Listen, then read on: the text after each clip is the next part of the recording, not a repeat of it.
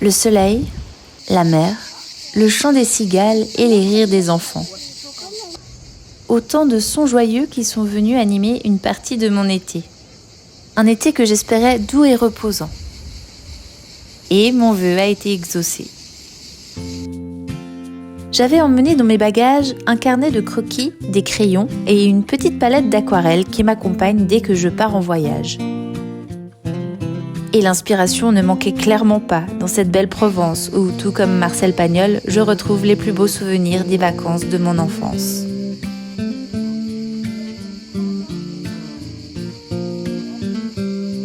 Mais au final, tout mon matériel créatif est resté confiné dans ma valise.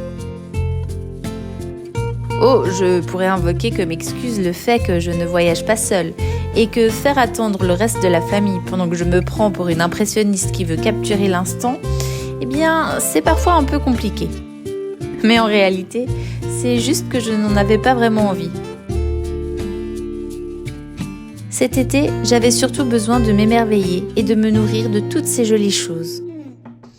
Et pour une fois, sans penser à ma petite entreprise créative. Moi, c'est Loli. Je suis illustratrice et autrice. Depuis plus de 7 ans, j'aime raconter des histoires à travers des dessins et à travers des mots. Alors, bienvenue dans ce nouveau chapitre dans les coulisses de ma vie d'artiste. Et donc non, je n'ai pas dessiné cet été, pas un seul petit dessin.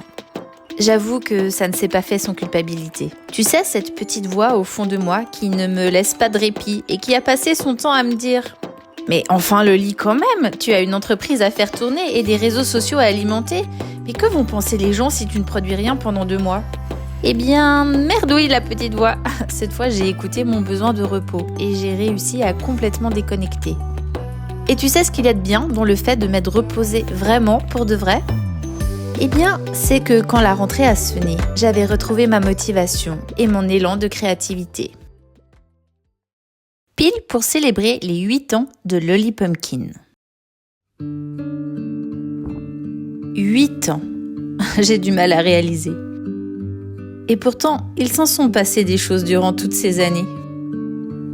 J'ai démarré en 2017, de manière totalement autodidacte, en proposant des portraits de famille de dos et des logos pour les copines blogueuses.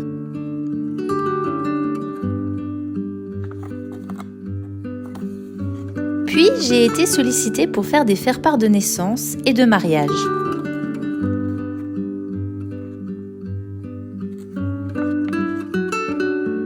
Ce qui m'a amenée à participer à 2 salons du mariage, porte de Versailles à Paris.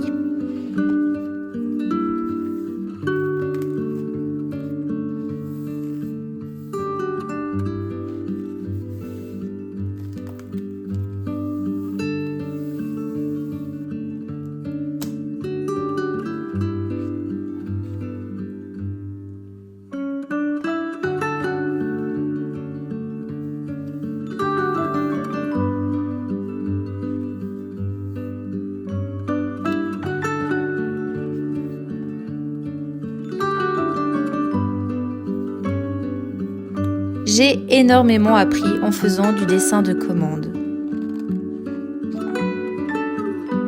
Comprendre ce que veut le client et faire appel à mon imagination tout en respectant ses envies. C'est un exercice qui m'a très souvent fait sortir de ma zone de confort artistique.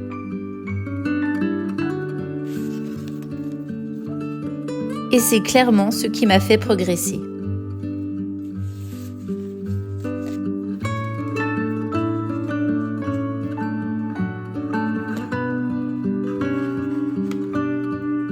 Et puis, il y a eu le Covid. 2020 fut une année bien compliquée. Il a donc fallu me réinventer. C'est là que j'ai commencé à proposer des collections de papeterie saisonnière. Je pouvais laisser libre cours à mon imagination sans suivre les exigences d'un client. J'avoue, j'y ai très vite pris goût et constaté que dans le fond, c'est ça qui me plaisait dans mon métier d'illustratrice.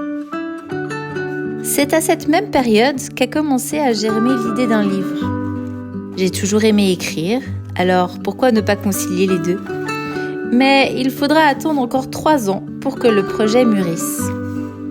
C'est finalement en décembre 2023 que ma sœur Géraldine m'a proposé qu'on unisse nos imaginations pour écrire ce qui deviendra notre tout premier livre jeunesse, La magie du calendrier de l'Avent.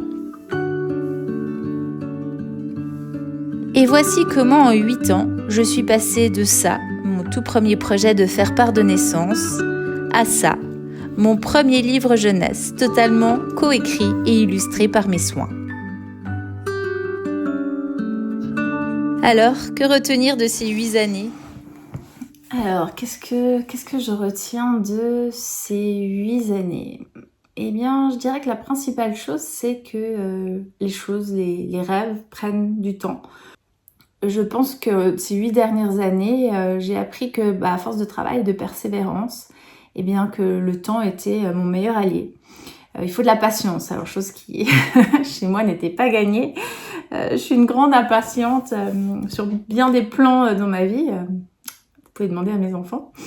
Mais voilà, pour le Lily Pumpkin, j'ai appris que pour réaliser un rêve, pour arriver de mes premiers petits dessins jusqu'à l'illustration d'un livre qui était un rêve que je pensais complètement... j'y croyais pas une seconde. Enfin, quand j'ai commencé il y a 8 ans, le but c'était absolument pas de faire un livre. Mais c'était quand même un rêve, c'était quelque chose. J'ai toujours aimé écrire et je me suis toujours dit un jour j'écrirai un livre. Je pensais pas forcément l'illustrer en plus, mais voilà, c'est ça, c'est de la patience, persévérance et travail évidemment.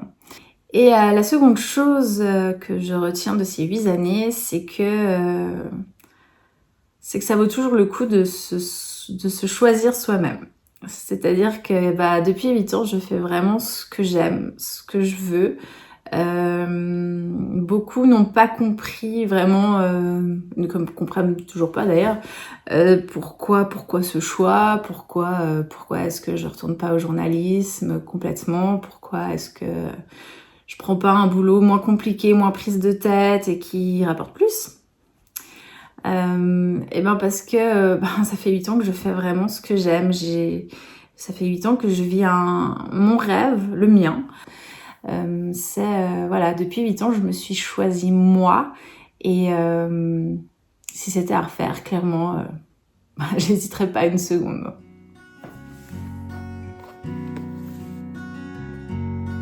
Maintenant que la rentrée a sonné, il est l'heure de reprendre en main mon organisation et de reprendre mes projets là où je les ai abandonnés au début de l'été. Au programme, peaufiner les détails pour offrir à notre premier livre, La magie du calendrier de l'Avent, une 2e année de vie aussi belle que la première. D'ailleurs, voici déjà les toutes premières dates à entrer dans ton agenda pour nos premières séances de dédicaces.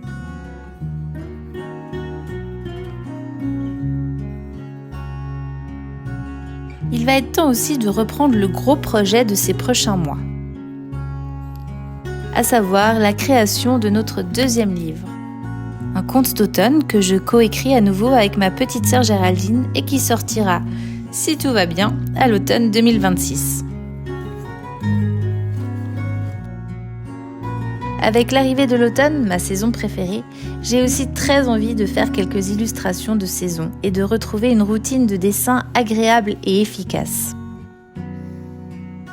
Avec l'espoir, si mon emploi du temps le permet, de pouvoir sortir une petite collection spéciale Halloween.